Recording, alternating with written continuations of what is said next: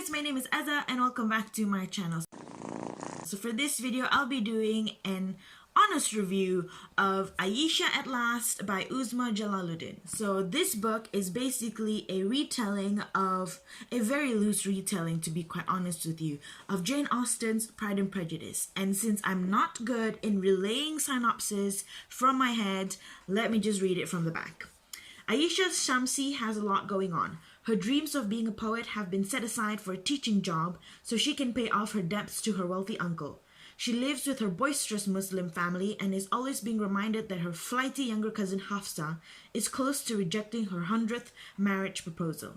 Though Ayesha is lonely, she doesn't want an arranged marriage. Then she meets Khalid, who is just as smart and handsome as he is conservative and judgmental. She is irritatingly attracted to someone who looks down on her choices and dresses like he belongs in the 7th century. When a surprise engagement is announced between Khalid and Hafsa, Ayesha is torn between how she feels about the straightforward Khalid and the unsettling new gossip she hears about his family.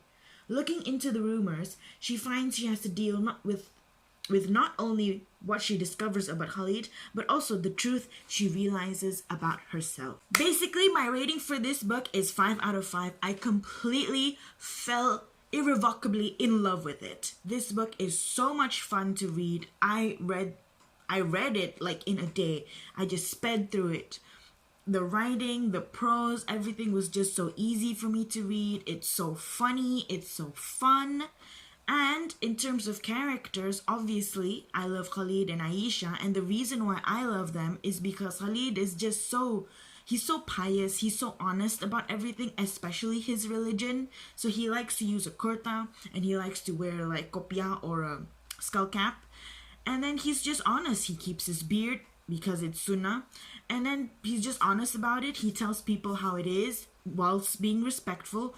Whereas Ayesha is more on the liberal side of religion, basically. She doesn't mind that her best friends drink or whatever. It's kind of like me, basically. You do you, fam. You do you. And it's so much fun to see how they interact with each other. One is a conservative, one is a liberal, and see how their views change each other, basically. Change for the better, not change for the worse. Like with Ayesha, she sees that, Khalid does have his merits of being honest and true to his principles. And with Khalid, he sees that, maybe once in a while it's okay for me to be accommodating, to please other people, to be diplomatic, and not be so dogmatic about my religion and how he practices it. And the reason that he realizes that he needs to be more diplomatic is because he goes into trouble at work. And the reason for that is because of his new boss, Sheila, who for some reason finds issues with Muslim men who decide to follow their religion. And honestly, I don't like this character, Sheila. Not that she's badly written. It's just because I don't like that she's a bit racist. I'm not sure what is the religion term for racism, so I'm just going to put it as racism.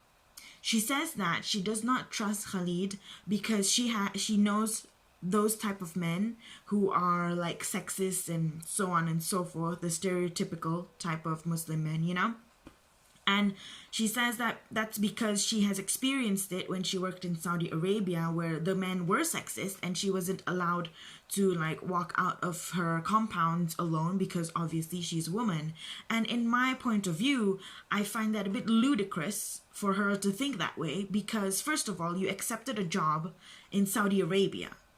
Saudi Arabia, one of the most conservative countries in the world, on the planet, So it's kind of like you accept a job in Saudi Arabia, yet you're surprised that you cannot follow your liberal ways, your liberal views in another country where the people have different culture, how they see things are differently. So it's like, what did you expect, Sheila? What did you expect? If you chose a job, let's say in the United States, and you encounter these types of Muslim men who are sexist when they're not supposed to be, it's not their culture in that country, then fine. But you did go to another country, one of the most conservative countries, and yet you find it baffling that they're sexist towards you. So I don't agree with her there. And then she starts to like make life hard for Khalid, basically. Another character that I truly adore in this book is Ayesha's grandmother, Nani.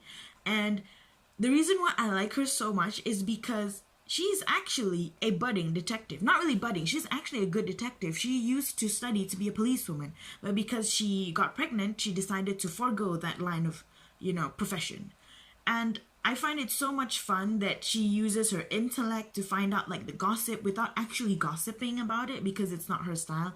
And I wish and I really, really hope that the author kind of made a spin-off, like Nani Detective, like on the case. It'll be so cute, it'll be so much fun.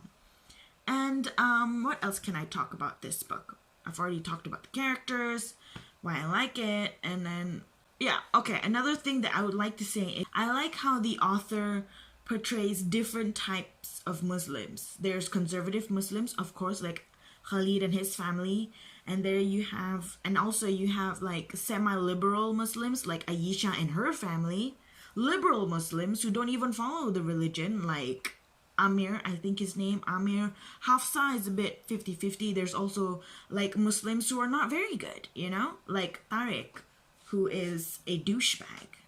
I'm not going to spoil anything, but he is a douchebag. And then I like how the author portrays all these different types of Muslims, because it's true. It's like, yes, their religion is Islam, but sometimes they choose not to practice it, and sometimes, they're 50-50 about it. And it's true to life, basically, because not every Muslim is the same. Not every Muslim is a conservative. Not every Muslim is a liberal. Or some Muslims actually are not Muslims anymore and they're atheists, or they're just pretending to be Muslims because it's easier for their life. So I like how she portrays different types of people, even though they're all Muslim. In terms of this book being a retelling of Pride and Prejudice, the first few parts of the stories, like I think 60%, you don't really see it. You see slight similarities, but it's not like beat for beat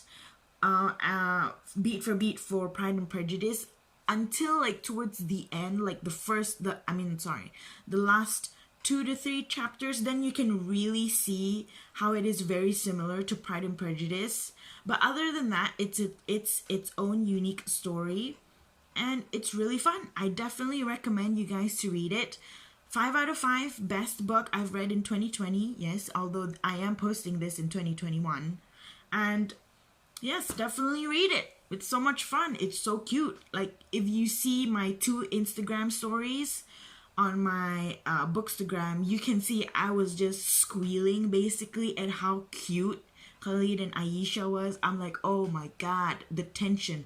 I wouldn't call it romantic, I wouldn't call it sexual tension, but I guess the frisson that those two have, oh my god, it could just make me have a heart attack over how cute it was.